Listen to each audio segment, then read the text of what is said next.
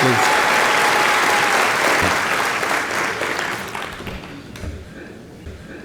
So, this event is for people who have knowledge.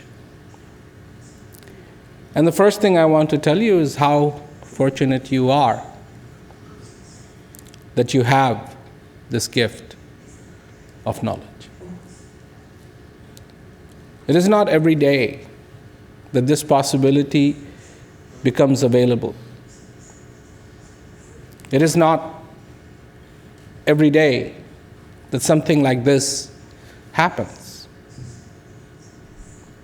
And all I can say is that, because somebody asked me this question a long time ago, how come I ended up with knowledge? I said, haven't you heard about luck? You're lucky. You're lucky. And in this life, to have this gift, what does it mean? So I'd like to explain a little bit.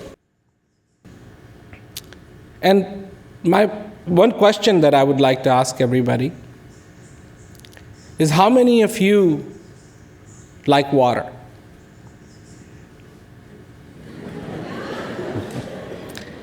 I mean, of course, I hope you take a shower or a bath.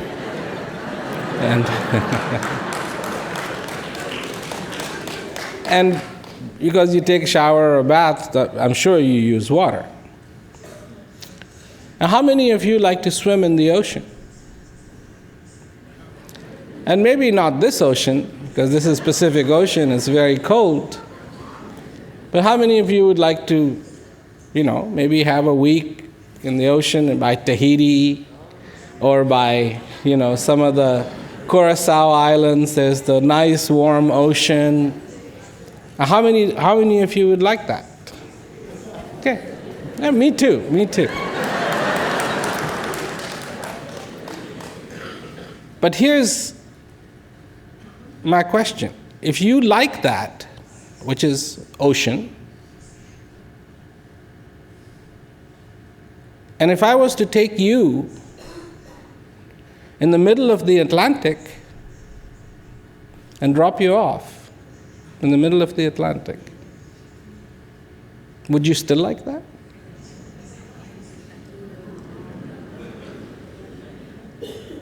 So your love for this crystal clear water, which that will be, believe me, in the middle of the Atlantic, the water will be crystal clear.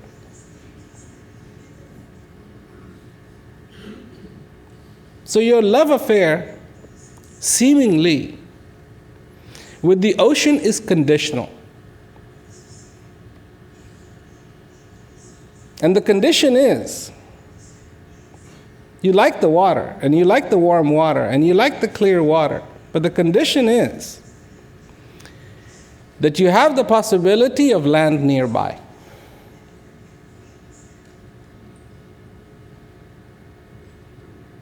Am I correct? Because without land, and only the water, you have a problem. Because you are land-based, you are not water-based, even though you are 70% water. You need the land. You cannot breathe underwater. Once upon a time, yes. Now, no. So, I hope you understand what I'm trying to drive at. Where is your core? Where is your base? This world is an ocean. And it's okay to have a love affair with the ocean. So far, you have the land nearby. Without that land, without that base, without that core, this very ocean becomes dangerous. Dangerous. And if you understand that, because that's all it is. It's a tiny question of understanding. Understanding to me sometimes is like a bridge. One mass, another mass, and understanding. And you have a bridge, and if you have that bridge, you can go back and forth because you understand. And what you don't understand, you cannot traverse. So in your life, if you just understand that you need to have that land, you need to have that base, you need to have that terra firma nearby. So at any time you can go back. Then this water is okay. Because that's the core, that's the base. Heart is the base. Realization, practicing, feeling that feeling of not being pulled. Where you are whole, where you're complete. Where you're not pursuing a desire, not pursuing a thought, not pursuing a want, but pursuing satisfaction. Pursuing satisfaction. That's what you need in your life. And so far you have that. All is well. Fine. Go ahead. But you know where to come back.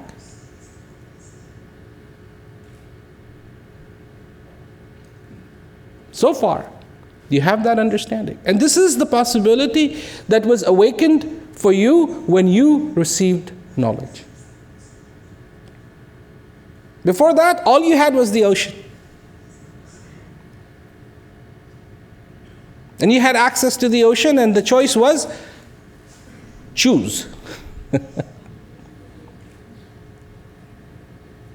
And this is what a lot of people do, because a lot of people say, if you want to feel that peace, if you want to feel that tranquility in your life, give up all this.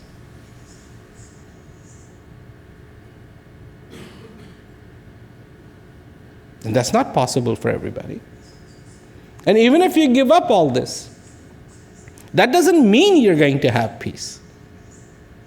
Because giving up all this may be easy, but the desire for all this, to give up that, is very difficult.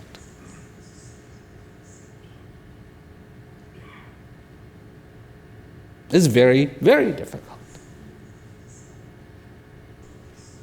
Because the problem isn't the desires, it is the desire maker. That's the problem.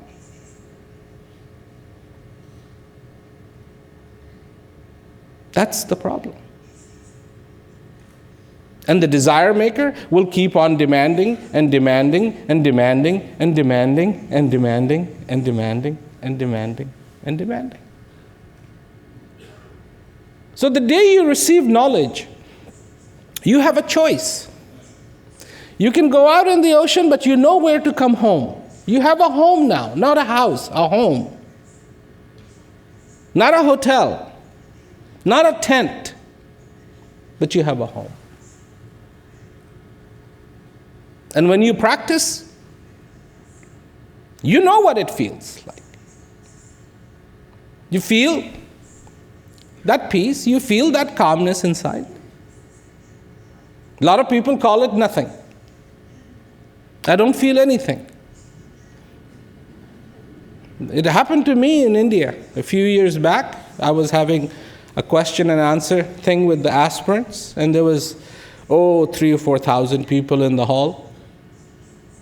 And one lady got up, and she said, I just received knowledge.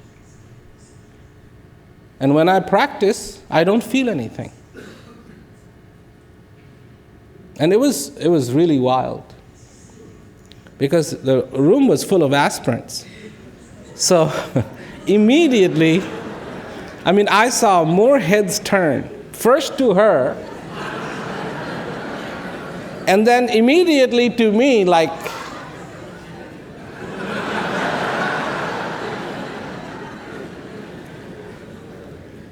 so I was on it. So I said, well, if you don't feel anything, why do you practice? Stop practicing.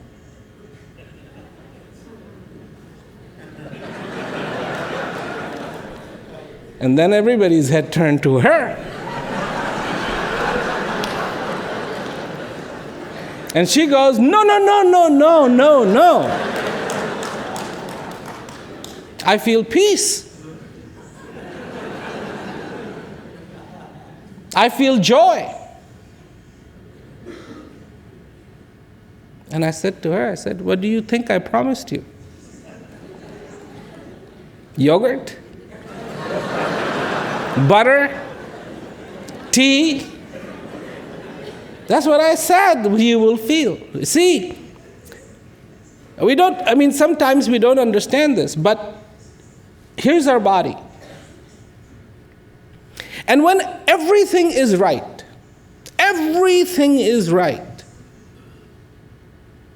nothing is hurting, shoes are not hurting, head is not hurting, eyes are not hurting. When everything is right, what happens? When everything is right, do you feel your hand? No. Do you feel your back? No. Do you feel your head? No. Do you feel your eyes? No. Do you feel your ears? No. Do you feel your throat? No. Do you feel your stomach? No.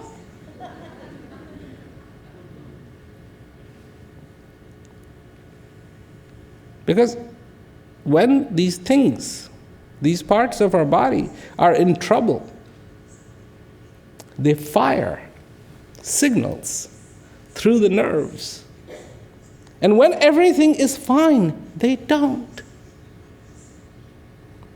When all is well, what is that feeling? It's calm. We call it calm. Peace. Desires? No. Wants? No. Tomorrow? No. Yesterday? No. Just you. Yesterday I was talking about today. But you have to also understand that in a way, even today is a lie. Because narrow down the today and you come down to a moment, and that's all you survive in. That's all you exist in just a moment. This is where everything unfolds. In this moment, this is the only place you realize where there is no past and present. It is just you. But you go off in your thoughts, in your imagination, and you think about tomorrow and what I'm going to do and what's going to happen, and I want this and I wish this, and how do I do this and how do I do that? And this is what goes on in our heads. But that's not your home. That's not where all is well. When you think about tomorrow, what happens? When you think about tomorrow, what happens? Well, if it is something good, you may get excited. Wow, that was good. Tomorrow is my birthday. Tomorrow is I'm going to meet so-and-so. Tomorrow I will go see a movie. Tomorrow I'll buy this. Or tomorrow somebody will bring me a gift or something like that. Then that might be exciting. But if it has to do with how am I going to solve this problem, then it may make you uneasy. If you have a problem and you project it on tomorrow, it doesn't become simpler. It becomes more complicated. How? How am I going to get rid of this problem? If you have lost your job and you project that on tomorrow, what will happen tomorrow? Don't you become uneasy? What will happen? Oh my God, what will happen? Oh my God. The past, memories, good memories, bad memories. Do you learn from the past? Of course not. Of course not. Because all you have to learn from the past is one thing: have patience. Remember how many problems? Can you count on one hand how many problems you've been through? And they came, and you became very, very, very concerned. And then all you realize is wait a little while and they go away. Then good times come. Then bad times come. Then good times come. Then bad times come. And sometimes it's good times, bad times, good times, bad times, bad times, bad times, good times.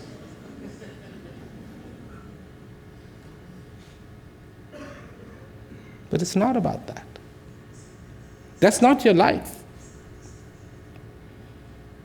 That's not your life.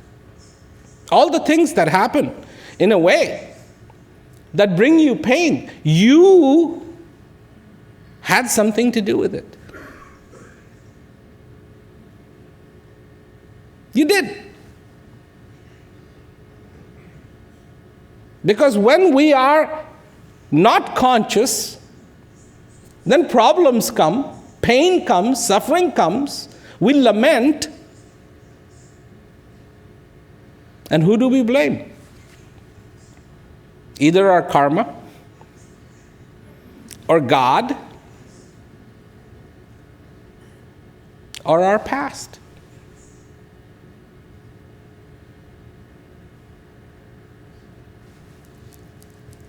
But neither of these three had anything to do with it. Somebody builds a house. Here's my example of it. Somebody builds a house. They build a house, they're very excited. Oh, I'm building a new house. Isn't this cool? Isn't this great? Isn't this wonderful? Do you ever consider that that house could burn down? And the day it did, or the day it does, it'll bring you pain. My example that I give in India is if I was to make an announcement, so-and-so's, or just to say, somebody's buffalo is missing. Now, anybody who doesn't have a buffalo, what do they care? But everybody who has a buffalo, they do care. If I was to make an announcement here, there is a car outside and it has its headlights still on.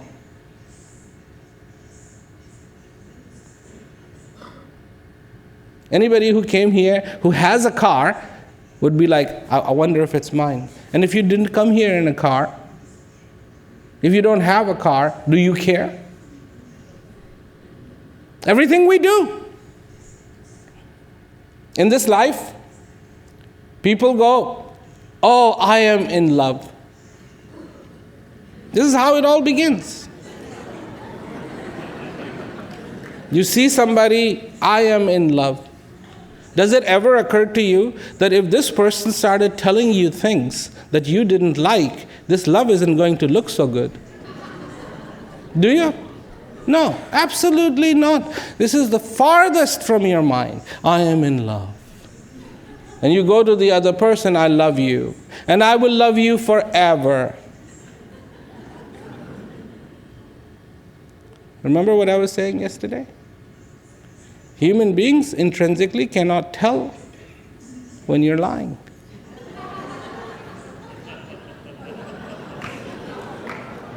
Because if we could, not one politician would get elected.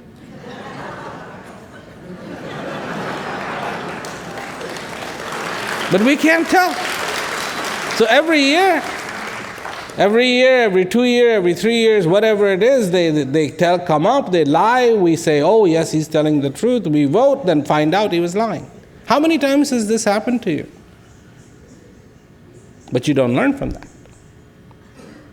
So people go, oh yeah, I'll love you forever. Then time comes by, goes by. You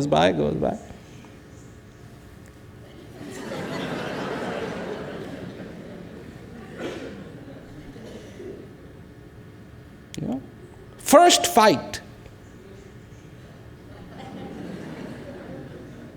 What is the first fight? Disagreement. Somebody points out something, one fault. You hurt my feelings. Where was this when you were in love? I'm not joking, and at the beginning, there's more tolerance, and then as time goes by, there's less tolerance. That's why the divorce rate in this world is sky high.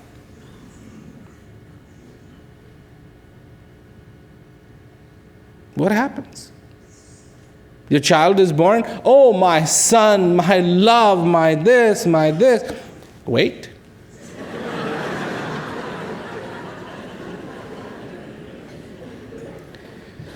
The same child that you have fed, bathed, taken care of, is one day going to tell you that that child does not want to be seen with you in front of their friends.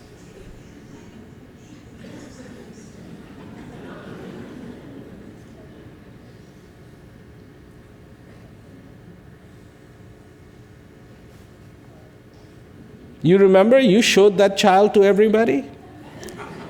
Oh, look at my son. Oh, isn't he cute? And send the pictures and this and that. Same child is going to turn around and say, I don't want to be seen with you. It's below my integrity. My friends will think I am as crazy as you are.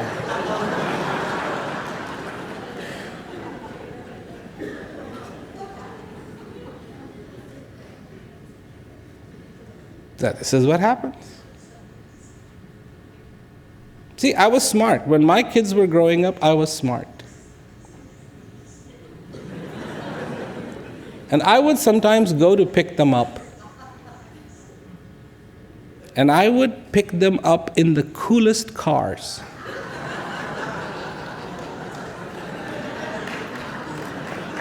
I have this 1963 Cadillac. Huge. And I would drive that. And all the friends would come and go, wow, that's so cool. And so my kids wanted to be seen with me.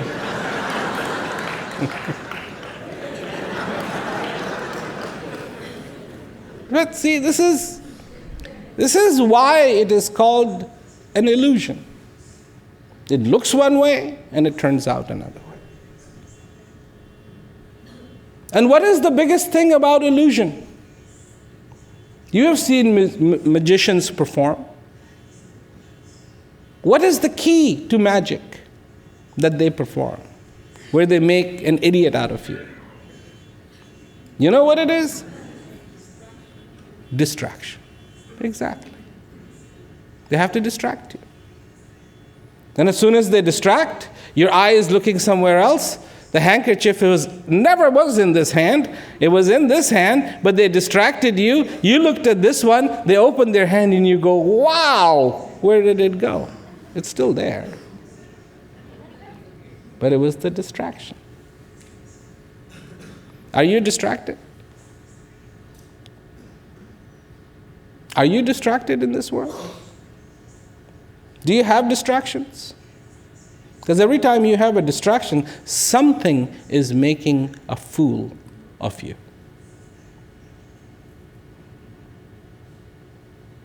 That's what that is. You want to make your family happy, but you can never make your family happy if you're not happy.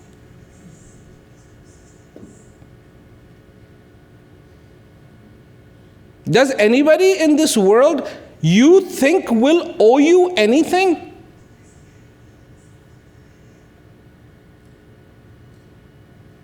You take care of your child. You think when that child grows up, that child is going to say, I owe you? You think so? No way. No way. That child is going to think this was your responsibility. Reverse. What will the child say? You made me. I didn't make you.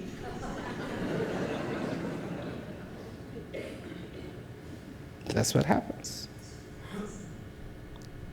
So, in this life, fill your cup first. I don't know if you have traveled in airplanes, but the flight attendants tell you if there is a sudden decompression, pull the mask down, place it over your nose and mouth, breathe normally, and if you have a child with you, first put it on you, then on them. Because if you're dead, who's going to help the child? So first you. Same thing, first you. And this is why I'm telling you this. Because a lot of you say, I don't have the time. I have this responsibility, I have to do this, I have to do this, I have to do this. You see, you are doing for others. And you will never get anything in return.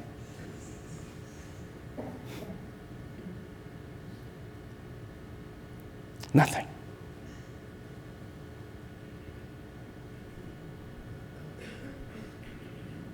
Nothing. So, don't make that excuse. First you. Knowledge is incredible. Really incredible. You have heard the word efficiency? You know what efficiency is? Minimum effort, maximum return. That's efficiency. You know how efficient knowledge is? 1 hour of practice will save you 23 hours. That's efficient.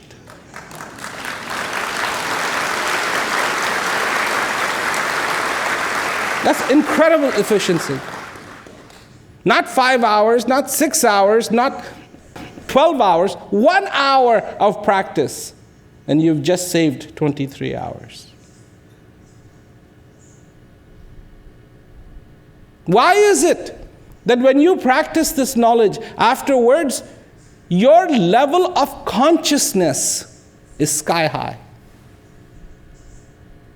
Even if somebody comes with a complaint, you listen. Don't react. Listen. When there is no consciousness, you react. You don't listen, you react. This is what consciousness does. If you're conscious, you look at the whole situation, you go, okay, not a big problem. You see it. You see it. But when you're not conscious, you don't see it. You don't see the problem. All you see is this enormity. I'm here to do one thing for you. You already have knowledge. So I'm here to do only one thing for you, is to remind you again and again and again and again. So, why do I need to remind you?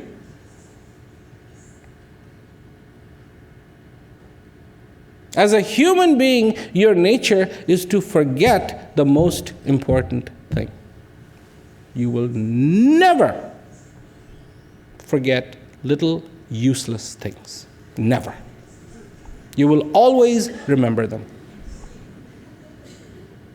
But important things, you will. Knowing that you shouldn't forget them, you will forget them. Don't ask me why that is, but that is. That's exactly what happens. In our wish to just do, that's what we become. That's what we do. Every day, do something. We don't even know what we are doing. We don't even know what we're doing. We happily stand in line and waste our time. No complaint. No complaint. Anything that has to do with this mind, we have no problems with. No problem. We'll go to a movie, we'll stand in line. We'll go to rent a video, we will stand in line. We go to a bus, we will stand in line. We go to an airplane, we stand in line. I mean, wait a minute. I thought airplane was the fastest way to travel. So why are you waiting? Sometimes you have to wait 4 hours for a 1-hour flight. Wait for your luggage, wait for your ticket, wait for the taxi, wait. Whenever we get delayed, I always say, these guys are like, hurry up and wait. But do we complain? Do we have a problem? No, we try to make that time easier. We'll bring a magazine. The iPod.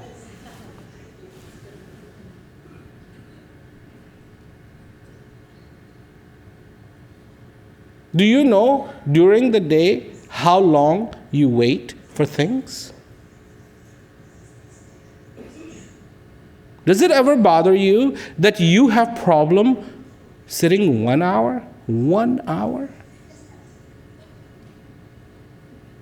On the outside, you're like a saint, right? Patience, no problem. Waiting in line, no problem. And 1 hour to go inside? Because this mind is bothered by one thing and one thing alone. And that's when it sits down to practice. It doesn't like it. It goes, wait a minute. Where are you going? Everything else, not a problem.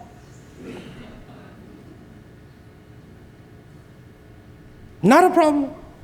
You see a poster, a big billboard of a beautiful girl, selling bra. No. So men are looking at it.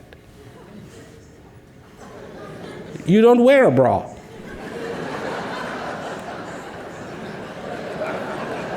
What do you care? But that's not how it is. She will never be your girlfriend. Ever. Forget it. She doesn't even know you exist. But there you are.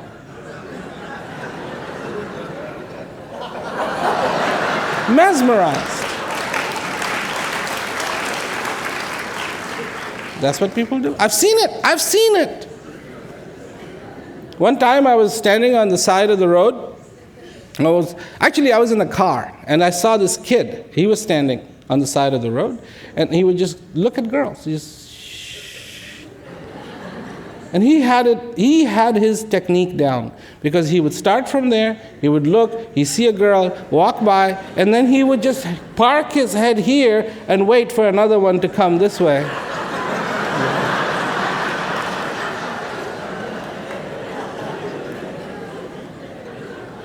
That's all he would do.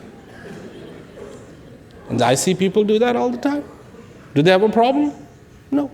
Sit down to practice? Oh my God. What about this? What about that? What about that? Every useless thing comes to mind. Why? Knowledge is powerful. The thing that seemingly cannot be disturbed gets disturbed. Because you're going to a place that it is not in control of. It does not get to say, oh, isn't she beautiful?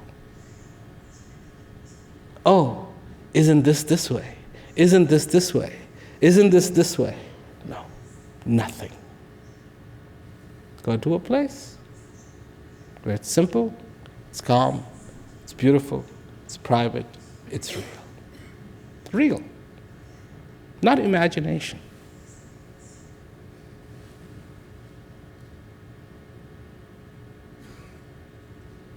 No I wishes, but real, a real feeling. That's what you have. Beautiful, simple to do. Simple to do. Today, this knowledge is very easily available. Very easily available around the world.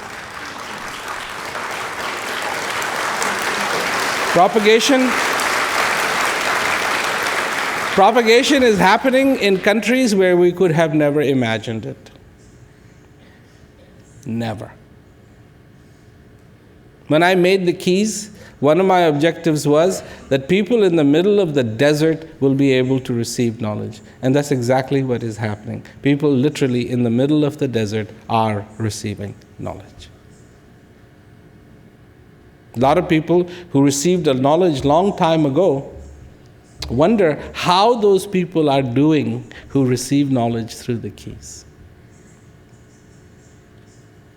The more people, the equation is changed, more people are receiving knowledge through the keys than actually receive knowledge through the instructors.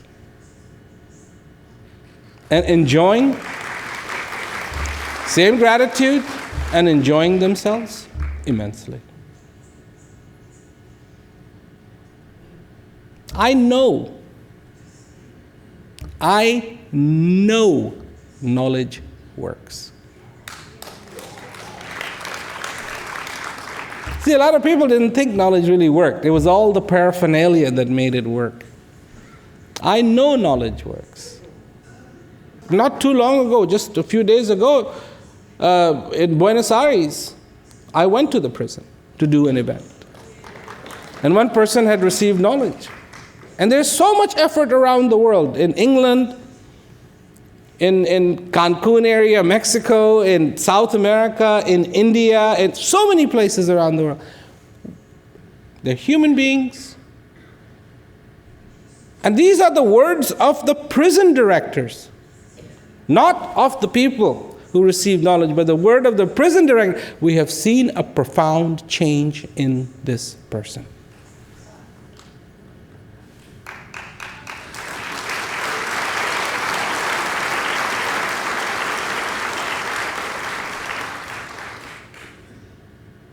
Imagine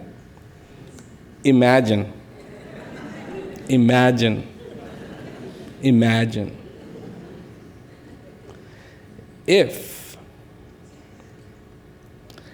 knowledge can bring happiness, peace, and joy to a prisoner.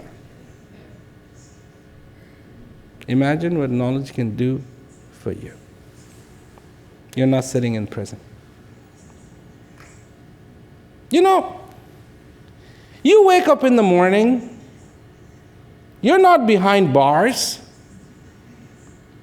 You have some say in your tomorrow. What does a prisoner have?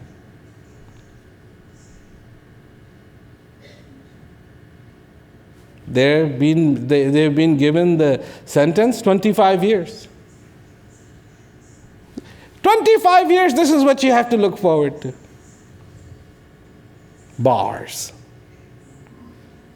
In my opinion, it's not a big change.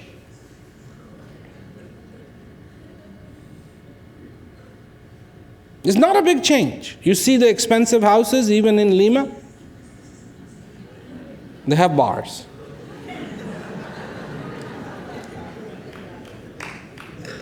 In India too, they have bars. And people who are free pay extra money to have security.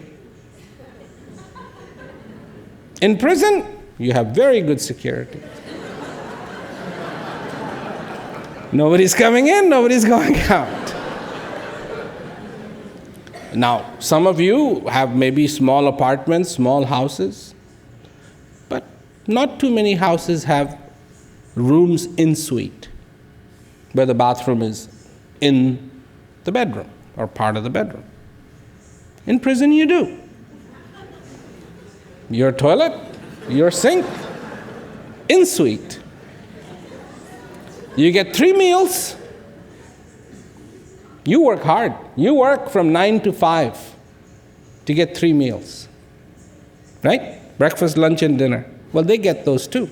Free, every day. Breakfast, lunch, dinner.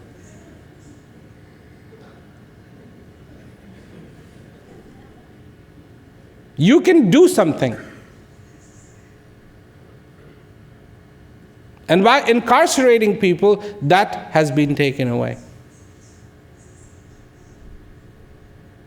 But when it came to happiness, I have reintroduced a path called knowledge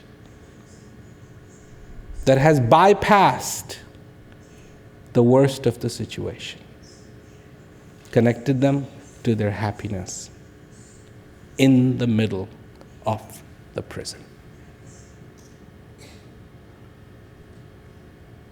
This is what knowledge can do for you.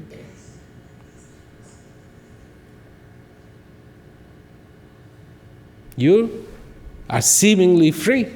I don't see that. I see how captured, how incarcerated you are in your little world. The only difference is they have a separate warden. Your warden is you. And you have incarcerated yourself in the prison of doubt, anger, frustration, all of these things. I want to free you too. I freed them. I have made the bars for them inconsequential. They can be happy every day. And I want to free you too. Because you're incarcerated as well. Hope. If a prisoner sitting in this prison can find hope in this knowledge, my God, you should be soaring.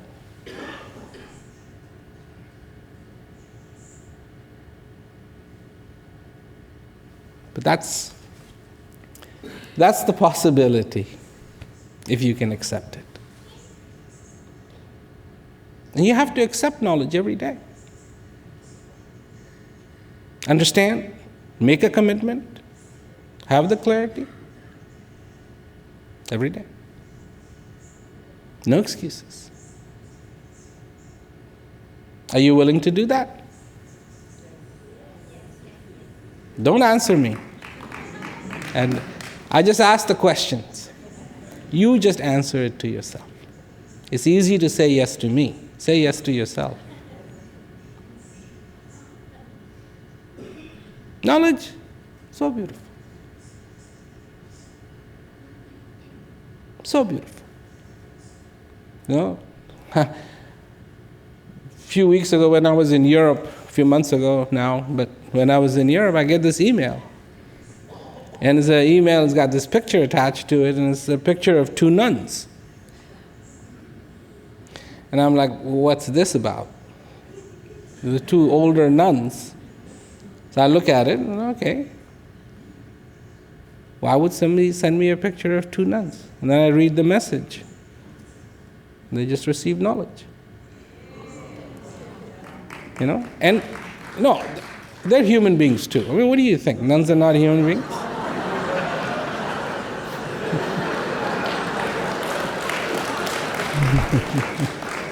Shows your prejudice.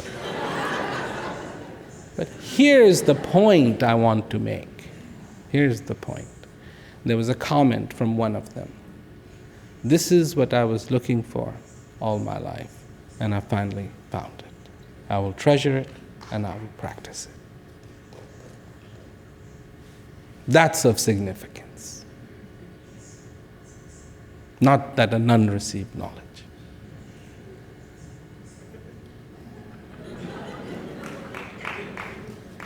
That's not the point.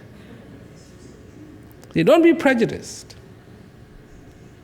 Every human being, the qualification is human being. Not a captain, not a this, not a that, not a ta. That's nothing to do with it. That's not human beings. When we look at people, oh, you are this, you are this, you are this, you are this, you are this, you are this. That's our value. That's our value system. If that's our value system, no wonder there's wars around the world. Because the first thing that should be valued is a human being, not who he is, what label he wears, but a human being. You're worthy of respect, not because you're a captain. You're worthy of respect, not because you're a general. You're worthy of respect, not because you're a senator. You're worthy of respect because you're a human being. And it is for human beings that this knowledge exists. Practice, enjoy your life. That's all. That's all. Continue to grow in your life. Don't stop. Grow. Every day. Learn, grow, and make this life having worth had. I was really thinking about what I had said last night. This day is made for you. Now, how do you know? Because there will be one day that is not made for you.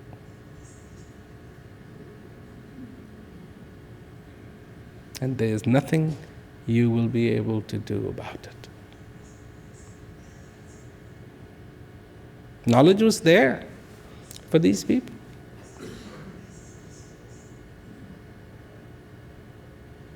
Remember what the promise was? Do you remember what the promise was?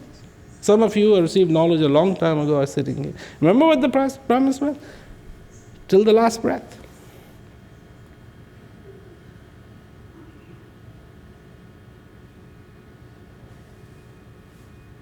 It stays the same. Till the last breath. This is the only thing in this world that will keep helping you till the last breath. Nothing else. If even it tells you it will, don't believe it. Relationships, no.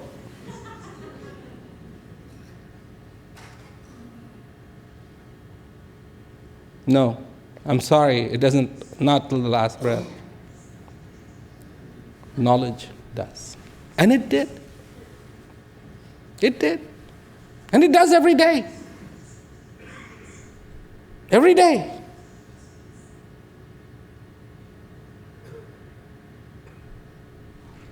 I know. I get those thank yous. Thank you. Thank you for this knowledge. Not, I don't get the request, can I live 5 years more? I don't get those. Can I live 10 years more? I don't get those.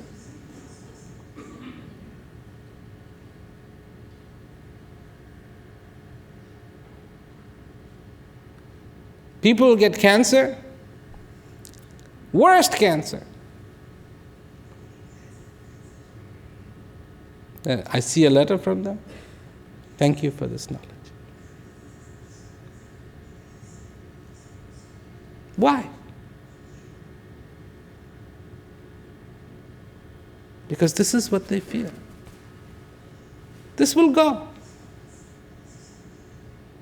This will go. This is temporary. They understand that. But this union is till it is no more. And I have shown them the way to enjoy this union till their last breath, till it is no more. So, practice, enjoy, grow,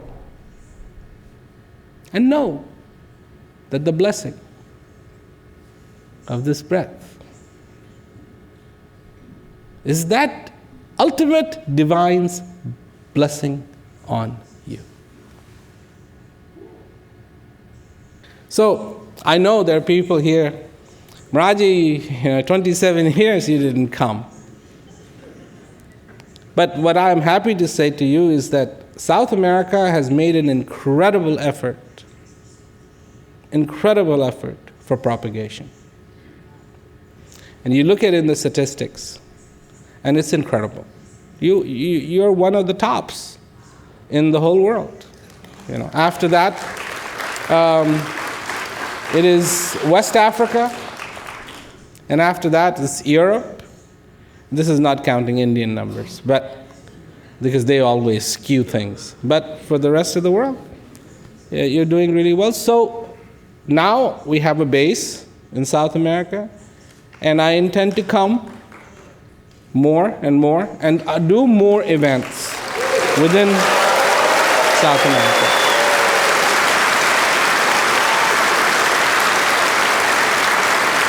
Because that is what needed to happen a long time ago. But then situations changed. But I'm here, and the message hasn't changed, the knowledge is the same. Here we are. There's a tremendous amount of interest that people have. Tremendous. Things have changed. Things have changed, are changing. Words of Peace Global now is a foundation. It is totally transparent. Totally transparent. Words of Peace Global is not US-based, it's European-based. And its sole purpose is to make sure the message goes out, events happen, and propagation happens. This is what it'll be doing. Accountability is being brought in.